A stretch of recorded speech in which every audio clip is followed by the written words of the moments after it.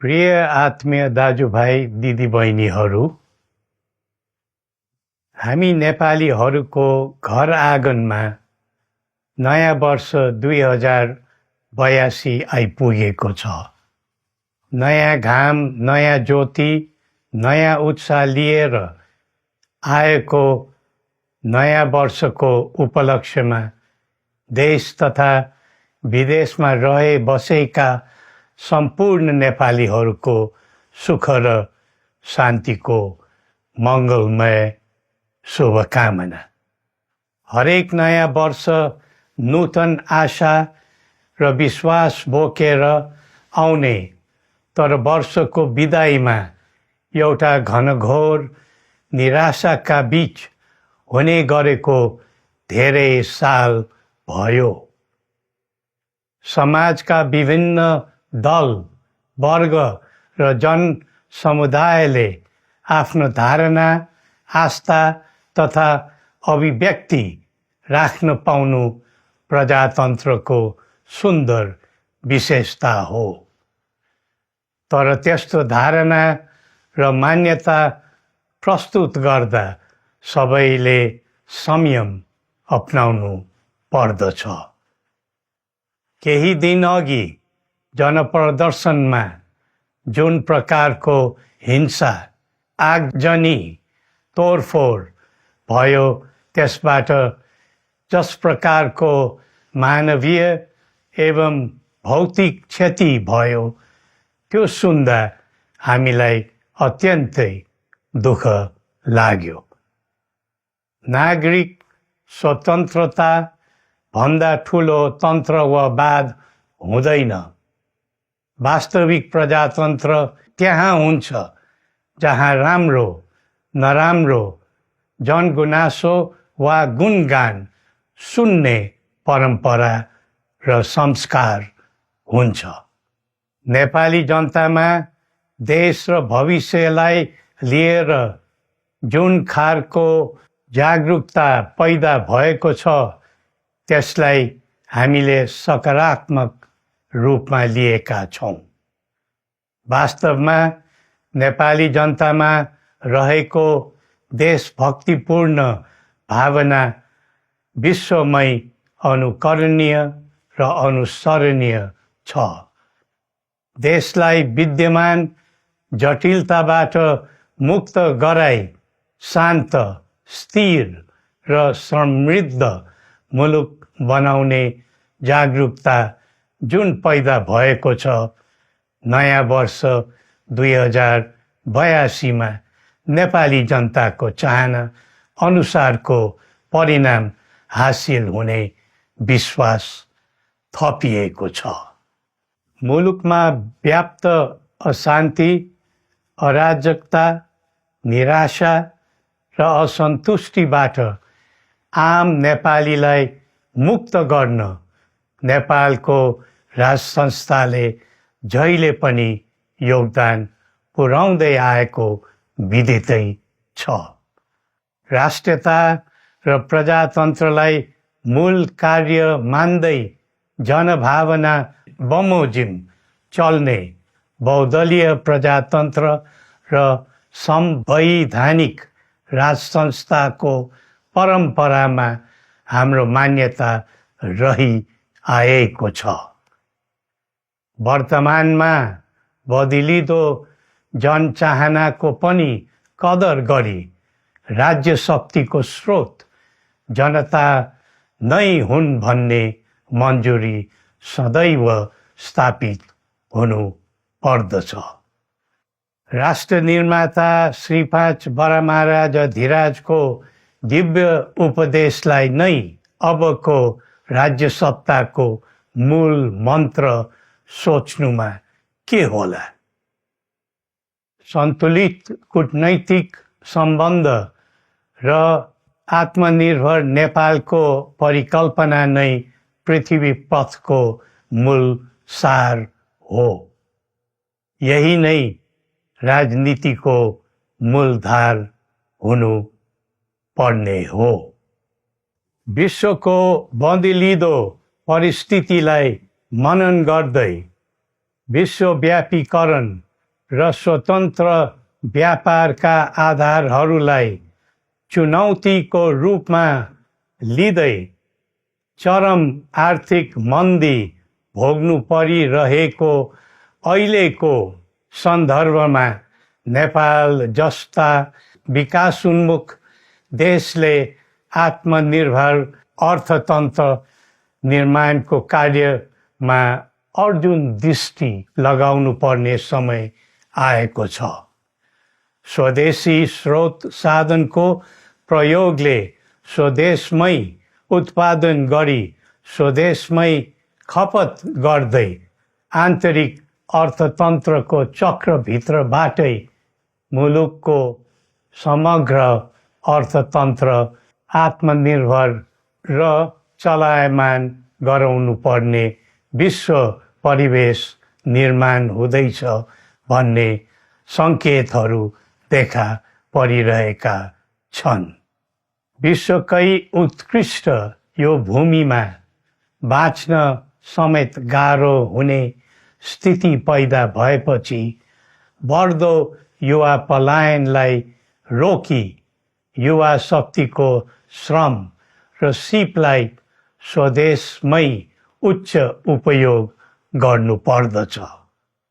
युवा स्वरोजगारको निम्ति अवसरहरूको खोजी गरी नेपालमै आय आर्जन गर्न सक्ने वातावरण तयार गर्नुपर्ने आजको पहिलो आवश्यकता बनेको छ।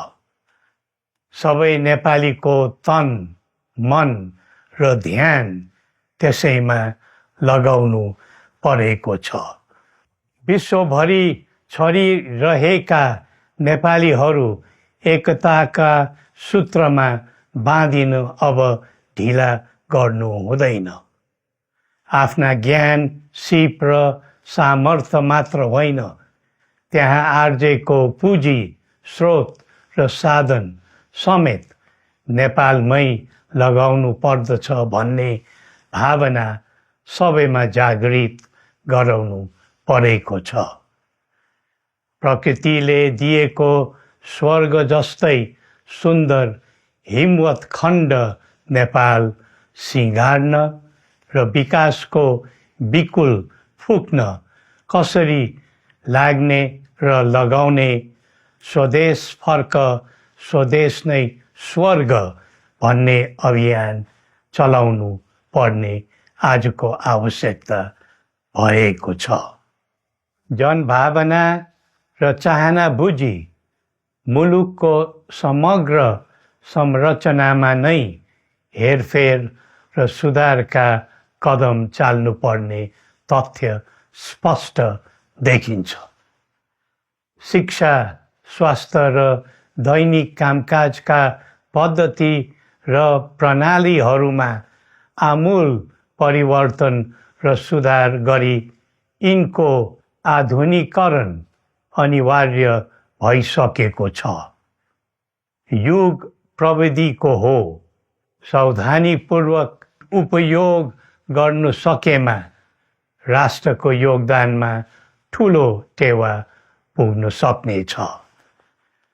सुशासन र भ्रष्टाचार मुक्त प्रशासन मूल नारा हुनु पर्दछ।